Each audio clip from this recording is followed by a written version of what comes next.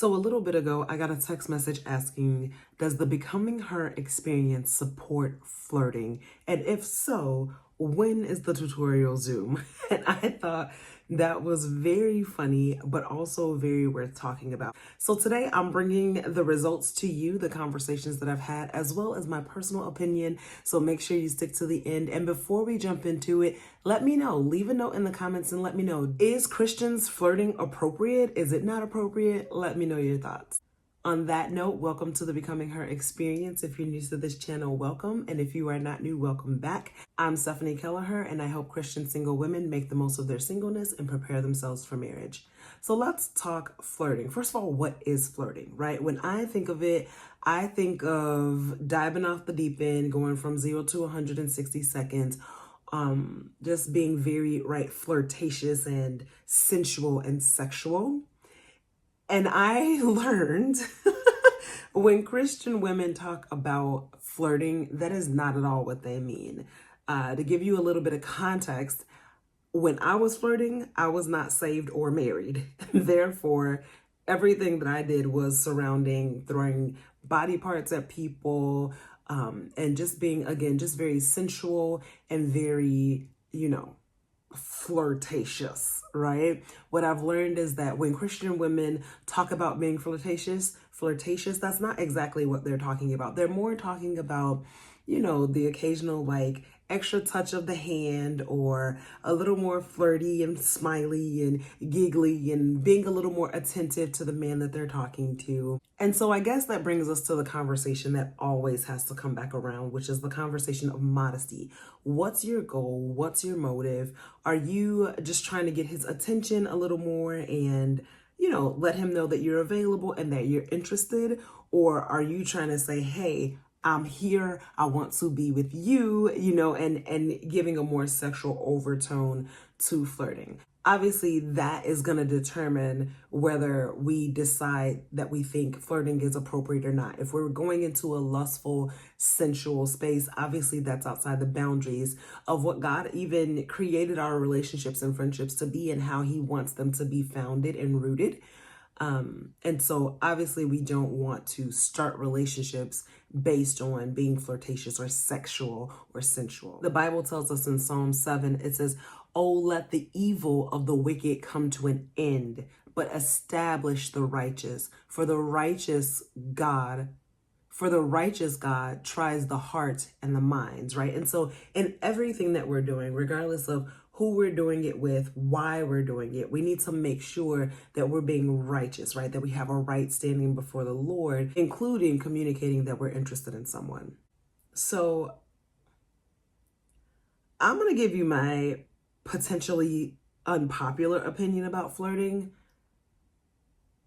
I don't think it's necessary. I think it's not necessary. I think people, especially these days, when we're looking for genuine, true relationships, let's just be authentic. Let's just be authentic. Be authentically you. The woman who asked me the question, I'm like, you don't need to flirt. You don't need to flirt. You're funny, you're cute, you're spontaneous, you're interesting. You don't need to flirt. There were other women who were helping me to kind of grasp my mind around what it is that they were talking about in terms of flirting. And I'm like, but none of you need to do that. None of you need to put on this, I don't want to use the word superficial because I don't think that's it, but you don't need to amp up and ramp up your personality and kind of be this like bubbly chick, right? And even more feminine person. Just be yourself. You are an incredible, amazing woman. Now, if you're not an incredible and amazing woman, go work on that. That's what you need to work on. That's where you can say, okay, I need to get out more. I need to laugh more. Those types of things. Yes, I have specifically said to people, hey, you don't really have a problem with being interesting. You just need to go out and be interesting more. So if there's a character thing or a personality thing, yes, let's definitely work on those things. But in terms of, I just need to be more flirty, I need to be like smiling and laughing and a little more touchy, I don't really think that's the answer. I think the answer is being genuine to who you are. I think that is going to have a huge impact on where your relationship goes, because it's going to be founded on genuinely who you are, what your personality is genuinely and authentically like, what your ways genuinely and are authentically like. I'm a little bit spoiled. My husband came out of the gate and was like, listen, I'm not going to pretend to be somebody that I'm not, and I don't want you to pretend to be somebody that you're not. I want you to be authentic and genuine to who you are. And that, looking down the line 10 years later, I genuinely know I didn't pretend to be someone else. I didn't pretend to be interested in things that I wasn't interested in. That's not to say that I haven't grown. That's not to say I haven't become interested in things that he's interested in, right? For example, sports, specifically baseball. I don't care at all about baseball as a single woman, but I'm married to a man who loves baseball. And so one of my life goals is to either go with my husband and see, or to at minimum get him to every single one of the MLB parks in the country, because that's just his goal. So now that's one of my life goals.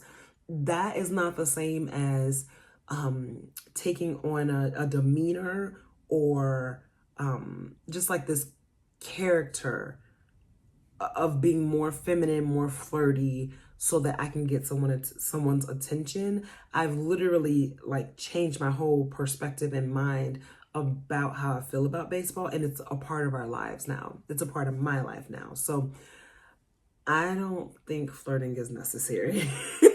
I would much, much, much rather someone be authentic and genuine.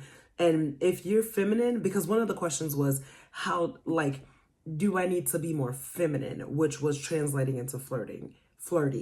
And I think if you're not as feminine, what does feminine mean to you? What do you want to be? Who do you want to become?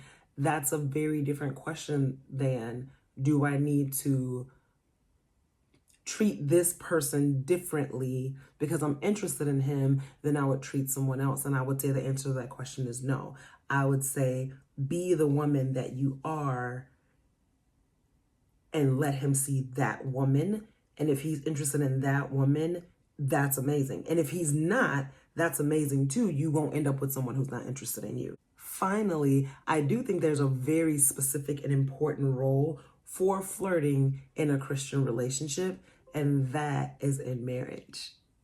Because to my initial point, flirting takes you from zero to 100, right? And so there is tons of flirting happening in my married life that was not happening at all when I was single, right? And even dating my husband, I just was not on that level where I could be dating him and flirting with him, because kissing leads to pregnancy, y'all.